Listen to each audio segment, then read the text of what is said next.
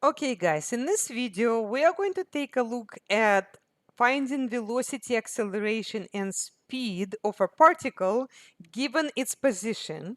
Now, we're also going to draw the position, velocity, and acceleration vectors at time t equals 1. Okay, so first of all, the r of t is the position vector. So this is going to be a vector that starts at the origin, and then the terminal point is going to be where the particle was at a certain time or at a certain value of the parameter. So here we have 5ti and then plus negative t squared j. Okay, so if we were to find the velocity, that's just a derivative of the position. So each component just needs to be differentiated. So 5t is 5. And negative t squared, that would be negative 2t.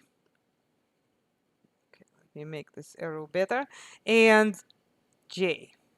Okay, so that's velocity. Now, acceleration is the second derivative of the position or the first derivative of velocity. Now, derivative of a number is 0. And then derivative of negative 2t is just negative 2. There's our acceleration. Okay, so we can put that so far. So this is just 5. This is negative 2t. This is 0.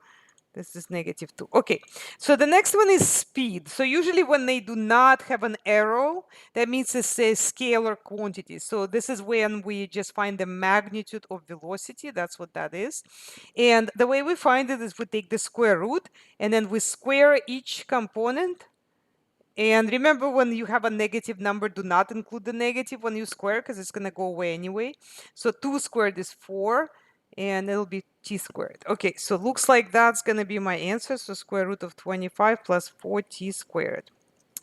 Okay, so now how do I draw position, velocity, acceleration? So let me explain that. But before we do that, we need to plug in that t equals 1 and get vectors. So the position is going to be r of 1. And 5t when t equals 1 is going to give us 5. So 5. And then negative t squared will give me negative 1. So that's negative 1j. Okay, so the position vector is always drawn starting at the origin. And then the terminal point is going to coincide with the components of the vector. So this is going to be 5, negative 1. So I start at 0, 0, and then I stop at 5, negative 1. This is where the particle was when the parameter was t equals 1. Now, let's go ahead and compute the velocity. So v of 1, what is that? So plug in 1, you're going to get 5i minus 2j. Now, the velocity vector, they never draw it so that it is its starting point or initial point is at the origin. The velocity vector always starts where the position ends, okay? So what I'm going to do is just draw some random vector because I will be able to just manipulate the end and the beginning and the end to position it properly. So you're starting over here, okay? So I'm going to just show you.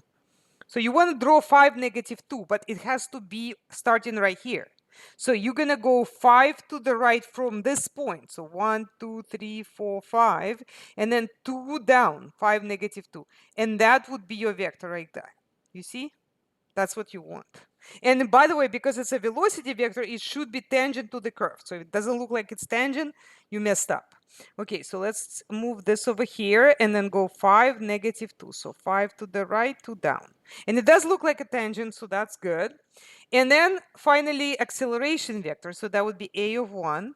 What is that? Well, that's 0i minus 2j. So by the way, notice how acceleration here is a constant vector.